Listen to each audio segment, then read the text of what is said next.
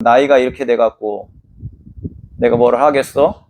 이렇게 하지만 시작하다 보면 1년이 지나고 2년이 지나고 세월은 금방이에요. 그러다 보면 나름대로 안목도 열리고 그런 관점에서 이치도 잡히고. 이게 뭐를 시작하는 게 지금 생각하면 아이고 이제 이 나이 돼 갖고 내가 뭐를 하겠어. 앞으로 얼마나 산다고. 일하지만 인생은 우리가 그렇게 그런 마음을 일으킨다고 해갖고 다시 젊어지는 것도 아니고 다시 시간이 생기는 것도 아니에요. 어차피 한 번 왔다가 가는 거. 그러면 우리가 올바른 것을 하루하루 실천하면 하루 실천하고 이틀 실천하고 이러다 보면 곰새 내가 이것을 얼마 전부터 했는데 벌써 이렇게 됐네. 제가 이제 예를 들어 우리가 이제 걷기를 한다고 했을 때 만보 걷는다든가 뭐 이런 거 있잖아요. 그거 아니면 요즘에는 이제 그런 게 많잖아. 그런데 하루하루 채워 나가다 보면 금방 내가 지금 이만큼 했네. 며칠을 빼먹지 않고 이렇게 했네. 뭐 이런 마음들이 많이 들잖아요. 그렇기 때문에 우리가 이제 이런 알아차림도 어떻게 보면 내가 나이 먹어서 이게 하면 얼마나 하겠어. 나는 들어도 모르겠던데. 이렇게 생각하지만 우리가 내가 이해한 만큼 조금씩 실천하다 보면 그런 관점도 조금씩 이해가 생기고 알아지고 또 그게 쌓이면 뭐예요? 세월이 가다 보면 알아차림에 대해서도 좀 더 알고 알아차림을 알면 어떻게 돼요? 불교에 대해서도 올바로 알게 되고 그러면 불교를 올바로 알게 되면 죽음의 관점이라든가 이런 해양의 관점에서도 어떻게 해야 한다는 것도 알게 되고 그리고 또 있는 그대로 내가 잘 살았는지 어떤지 이런 관점으로 내가 포기하지 않고 끝까지 간다면 내가 좋은 세상에 있다면 좋은 세상으로 갈 수 있겠구나. 그거 아니면 이런 관점으로 내가 성장하지 않는다면 이런 관점으로 행한다면 저 세상에 있다면 이 정도 갖고는 좋은 세상에 가기가 쉽지가 않겠구나. 이렇게 알 수가 있어요. 그것을 누가 절대적인 분이 정해주는 게 아니고 내 스스로가. 그것은 뭘로 알 수 있어요? 내 지혜가 성장하고 올바른 견해가 확립되면서 그렇게 알 수가 있는 거라. 누가 해주는 건 아니에요. 그 이치가 내가 한 것은 내 자신을 객관적으로 바라볼 수 있다면 그 이치를 올바로 알 수가 있어요. 그런데 이제 우리가 객관적으로 안다고 했을 때 그 객관이라는 것은 각자의 기준에서 객관이에요. 기준이 다 틀려. 우리가 지금 이런 정치라든가 이런 것도 각자의 기준이 틀리기 때문에 그 사람 기준에서는 이게 올바른 거야. 또 이쪽에서 봤을 때는 이게 올바른 거야. 각자가 틀리잖아요. 그것은 그 견해가 객관적인 견해가 아니고 내가 알고 있는 어떤 정보가 수집된 관점의 견해지 올바른 객관화가 된 건 아니다. 그런데 이제 올바른 객관화가 될 수 있는 것은 뭐냐면 부처님 말씀대로 이 몸과 마음을 알고 그리고 이제 몸과 마음을 알 때 부처님이 말씀하시는 올바른 견해라는 건 뭐예요? 이 몸과 마음은 무상하다. 또 고다. 고정되는 날아갈 만한 게 없다. 이 견해로 접근했을 때 있는 그대로 볼 수가 있는 거지 뭐가 있다는 견해로 바라본다면 그것은 쉽지가 않아요. 우리가 이제 제가 이렇게 보면 우리가 대승불교하고 부처님 말씀하시는 근본불교하고의 차이점이 있어요. 어떤 차이점이 있을까요? 대승불교에서 말하는 견해, 그리고 근본에서 말하는 입장, 근본에서 말하는 입장, 대승에서 말하는 입장 했을 때 어떤 차이가 있죠? 어떤 차이가 있을까요? 우리가 이제 대승에서는 우리가 깨달음을 뭘로 표현하시냐면, 대승에서는 깨달음을 뭘로 표현했냐면 상락 아정, 그게 뭐냐면 열반사덕이라고 하잖아요. 열반사덕이라고 해갖고 상락 아정. 상은 뭐예요? 상. 우리가 상락 아정 할 때 상은 뭐를 상징해요? 항상하다. 항상하다겠죠. 그죠? 부처님께서는 근본에서는 뭐라고 말씀하셨어요? 여기서는 열반 적정에서는 상락아정에서는 상이 항상하다고 말씀하셨고, 근본에서는 뭐라고 말씀하셨어요? 근본에서는 무상하다고 말씀했잖아요. 무상하다. 그죠? 여기서는 항상하다고 말씀하셨는데 근본에서는 무상하다. 고정되어 있는 게 없다. 그 다음에 뭐예요? 상락. 낙은 뭐예요? 즐겁다. 즐겁다는 거잖아요. 항상하고 즐겁고. 그죠? 그런데 부처님께서는 뭐라고 하셨어요? 근본에서는 항상하지 않고 고통이라고 했잖아요. 즐거운 게 아니고 고통이라고 하셨고, 여기서는 항상하고 즐겁다고 하겠고, 근본에서는 항상하지 않고 고통이고, 그 다음에 뭐예요? 상락 아는 뭐예요? 나자 써요. 나자. 나가 있다. 나가 있다는 거예요. 나자 써갖고 그것은 항상한 나가 있다. 아가 이제 나자 쓰기 때문에, 그러면 또 근본에서는 뭐예요? 상락 여기서는 나자 쓰기 때문에 항상하다. 부처님께서는 근본에서는 내가 없다. 여기서는 있다고 했는데 또 근본에서는 없다. 그죠? 그러니까 지금 대승에서는 이런 식으로 표현하셨고 근본에서는 이런 식으로. 그런데 이제 그 표현이 어떻게 보면 객관적으로 보면 반대예요. 이쪽에서는 항상한 게 없고 즐거운 게 없고 날아갈 만한 게 없고 했는데, 이쪽에서는 항상하고 즐겁고 나가 있고, 그 다음에 뭐예요? 정.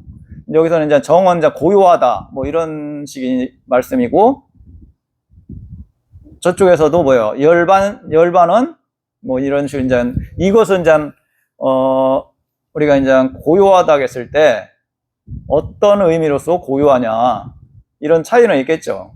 그렇기 때문에 우리가 이제 이게 어떻다기보다는 그런 차이점에 대해서 알아야한다는 거예요. 그렇기 때문에 우리가 이제 이쪽 또 수행에서는 항상 것을 찾으려고 접근하잖아요. 접근 자체가 뭐냐면 여기서 즐겁고 항상하고 즐겁고 날아갈 만한 게 있다고 하니까 뭐를 찾아요? 항상한 나를 찾으려고 노력해요. 그죠? 그렇기 때문에 우리가 이제 선 쪽에서는 참나, 주인공, 지나, 열애장 뭐 이런 식으로 표현하잖아요. 그죠? 그런데 우리 근본에서는 뭐라고 말씀해요? 항상한 게 없고 즐거운 게 없고 날아갈 만한 게 없고, 그렇기 때문에 뭐예요? 우리가 하는 것은 뭐예요? 이 몸과 마음을 관찰해 갖고 무상을 확인해 나가고, 그 다음에 또 이 고는 우리가 알고 있는 내가 삶이 너무 고통스러워 이런 고를 말하는 거지만 진리의 입장에서는 좀 차이가 있어요. 그 지혜적인 입장에서는 그런 고를, 그런 식의 고통을 말하는 게 아니고 이치의 고를 말씀하시는 거예요. 진리적으로. 그러니까 뭐 고를 이해하면 어떻게 보면 기쁨이 일어나야겠죠. 왜? 올바른 진리를 이해하는 관점이기 때문에. 그냥 아이고 고통스러워, 아이고 괴로워, 이것은 비관적인 고를 이해하는 거고 진리를 이해하는 게 아니고. 그렇기 때문에 또 뭐예요?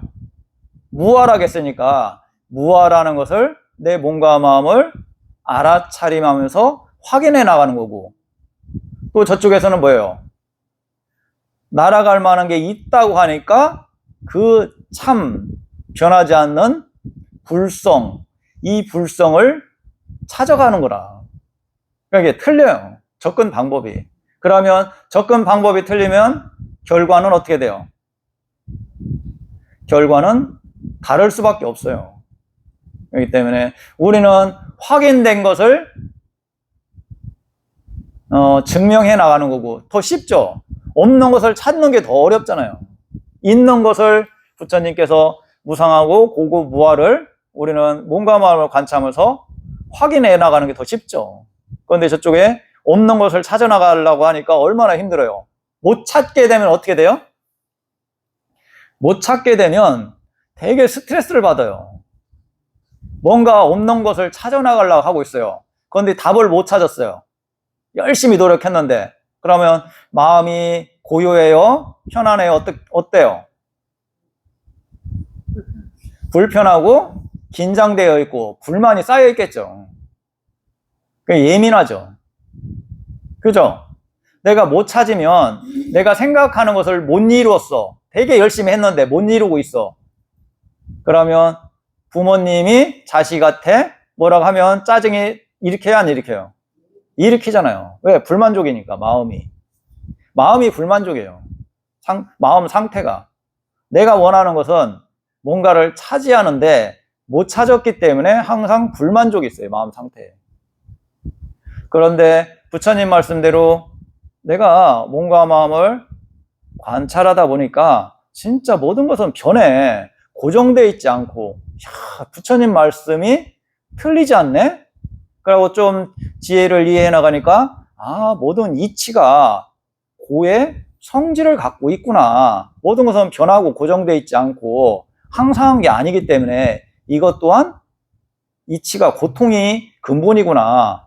이런 이해가 일어나고, 또 우리 마음을 관찰하다 보니까 이 마음이 항상하지 않고 조건 따라 새로운 마음이 일어나. 좀 전에는 기분이 좋았는데 옆에서 잔소리를 하니까 짜증이 일어나. 아까 마음이 행복했으면 지금 마음도 행복하였는데 그렇지 않아요. 조건 따라 변해가요. 그러면서 이 고정되어 있는 나라 할 만한 것은 없구나. 이렇게 이해해 나가니까 부처님 말씀대로 내 몸과 마음을 관찰하게 증명해 나가다 보니까 어떤 마음이 일어나요?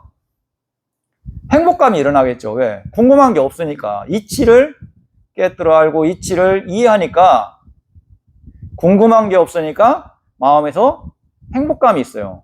행복하니까 어떻게 돼요? 마음이 고요하겠죠. 이치가 그런 이치를 갖고 있어요. 그렇기 때문에 우리는 지금 내 몸과 마음을 있는 그대로 관찰한다면 좀 더 이해하고 알아차림이 잘 되고 지혜가 성장해 나가면 그 이치를 부처님 말씀대로 그런 고요한 성질 작용이기 때문에 점점 마음은 행복해지고 고요해지고, 그러면 그런 있는 그대로 바라보기 때문에 집착하는 마음도 약해질 거고 화도 점점 사라질 거고 그렇잖아요, 이치가. 그런데 내가 원하는 게 뭔가 불성이고 뭔가 변하지 않는 것을 찾으려고 하고 있어. 그런데 그 못 찾고 있어. 못 찾고 있으면 옆에서 주위에서 어떤 말을 하면 짜증이 일어나고, 그러고 또 이런저런 말 하면 뭐예요? 내가 여기에 대해서 시간을 많이 투자했는데 그 투자한 것이 허송생활된 것 같은 느낌이기 때문에 항상 불만족이 있어요, 마음에. 그 사람이 어떻게 고요함이 있고 편안함이 있겠어요? 기쁨이 일어나겠어요? 그죠? 그렇기 때문에 우리가 이제 그런 부분을 잘 생각하고 내 몸과 마음을 있는 그대로 알고 해나가다 보면 마음이 편안해지고 고요해져요. 제가 이제 이렇게 알아차림을 계속 하다 보니까 어떤 부분이 변화가 들어오는데 그 부분이 변화가 나는 잘 모르겠다라고. 분명히 변하기는 변해가는데 이 자신이 어떻게 변해가는지를 확 와닿지는 않더라고요.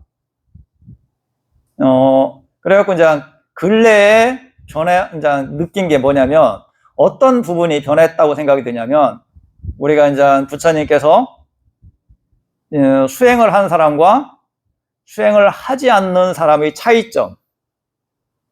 그러니까 깨달음을 얻은 사람과 깨닫지 못한 사람의 차이점에 대해서 말씀하는 게 있어요. 한마디로 뭐냐면 누가 화살을 쐈는데 화살이 맞았어요. 그러면 깨달은 분, 아라한이 화살에 맞으면 아파요, 안 아파요? 아파요. 아라한도 맞으면 아파요. 아라한께서도 밥을 공양을 안 드시면 배고파요? 배고프지 않아요? 배고파요. 부처님께서도 배고프셔. 그런데 이제 어떤 차이가 있느냐? 그러면 깨달은 사람도 배고프고 깨달은 분도 아프고 부처님께서도 아프셔. 부처님께서도 공양을 안 드시면 배가 고프시고 그러면 우리도 밥 안 먹으면 배불러요? 배고파요? 배고파요. 그러면 뭐에 맞으면 아파요? 안 아파요? 그러면 부처님하고 깨달은 분하고 나의 차이점은 뭐가 있어요? 부처님께서도 아프시고 나도 아파. 어떤 차이가 있죠? 아라한하고 깨달은 분은 첫 번째 화살을 맞으면 두 번째 화살을 맞고 두 번째 화살이 뭐예요? 두 번째 화살은 그 이제 상대방이 오는 그 여기라든지 싫은 소리 할 때 그걸 안 받아들이는 게죠. 그 첫 번째 소리 그 화살을 맞고 이제 뒤에 느껴지는 그 감정을 이제 그럼 욕했을 때 그럼 아라는 어떻게 돼요? 그러니까 그래. 아니 그러면 그 첫 번째 화살은 뭐예요? 거기서 첫 번째 화살은 거기서 뭐예요? 첫 번째 화살은 이제 안 좋은 그 뭡니까 상대방이 뭐 나한테 뭐 욕을 한다든지 뭐 좋은 싫은 소리를 할 때 그런 걸 우리가 화살했잖아요. 아니 그 화살인데 첫 번째 화살이 아라한 그러니까 거기서 첫 번째 화살을 어떻게 표현해야 돼요? 뭐를 첫 번째 화살이지 아라한한테 거기서? 그 나라는 주면은 다그 모든 것을 벗어나게 되면 그 자체를 안 받아들이시고 그 첫 번째 화살이 없잖아요. 그럼 첫 번째 화살을 표현했잖아요. 지금 두 번째 화살에 대해서 말했는데 첫 번째 화살에 대해서 말을 안 했잖아요. 거기서 내용에서. 그리고 첫 번째 화살은 왠지 하여튼 그러니까 이제 뭔 차이가 있느냐? 예를 들어 부처님께서 공양을 못 드셨어.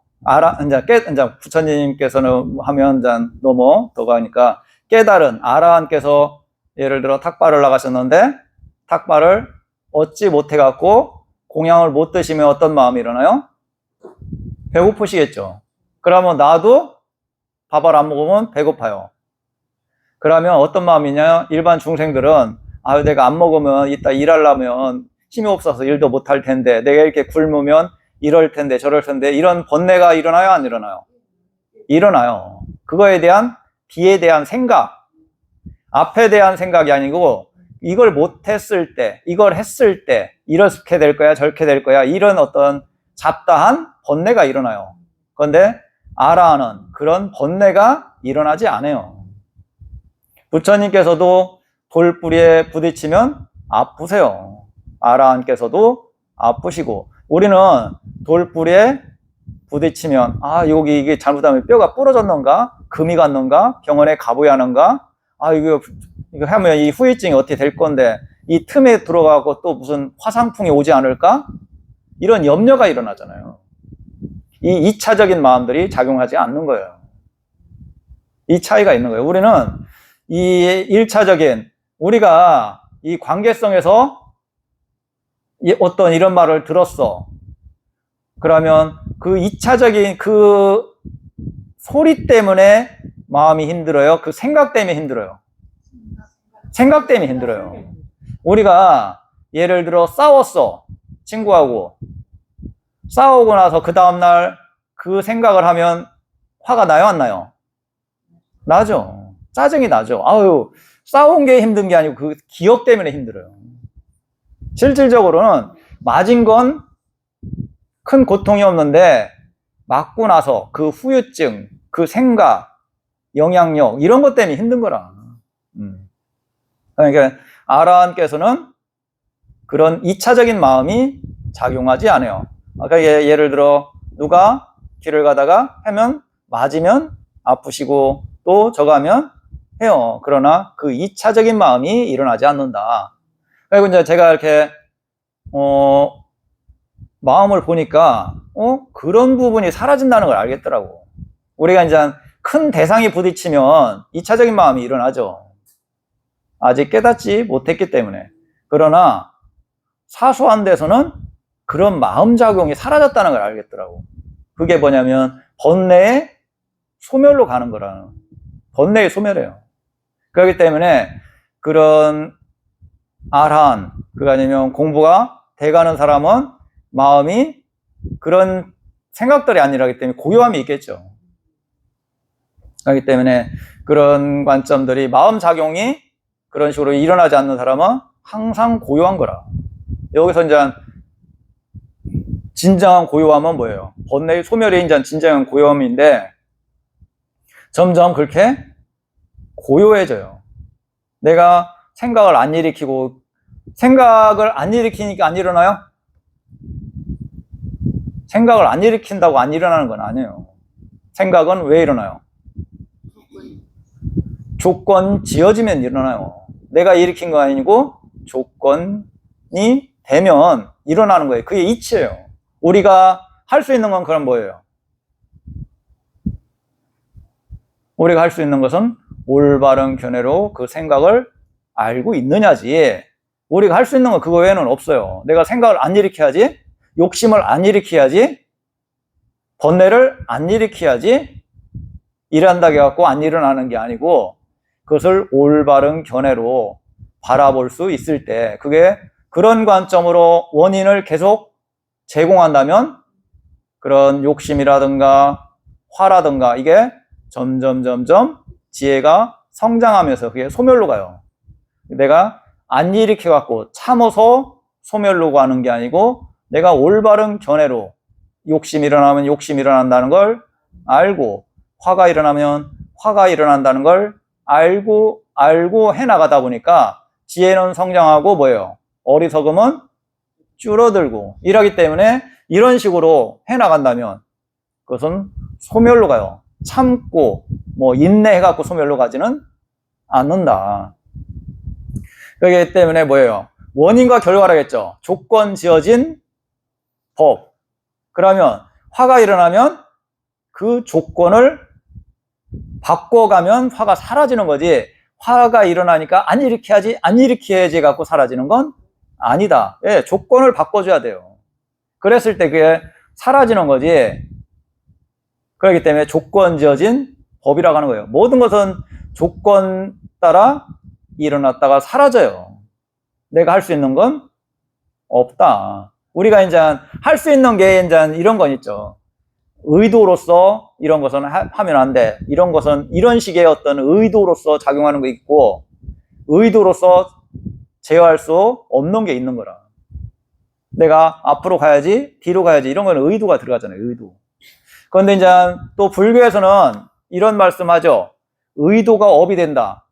들어봤죠? 의도가 업이 된다. 들어보셨어요? 의도가 업이 된다. 의도가. 그런데 모든 의도가 업이 되는 건 아니다. 의도가 업이 되는 의도가 있고 의도가 업이 되지 않는 관점이 있다. 이 차이점에 대해서 말할 수 있는 분? 의도가 업이 된다 했을 때 어떤 부분이 업이 될까요? 어떤 부분이 업이 될까요?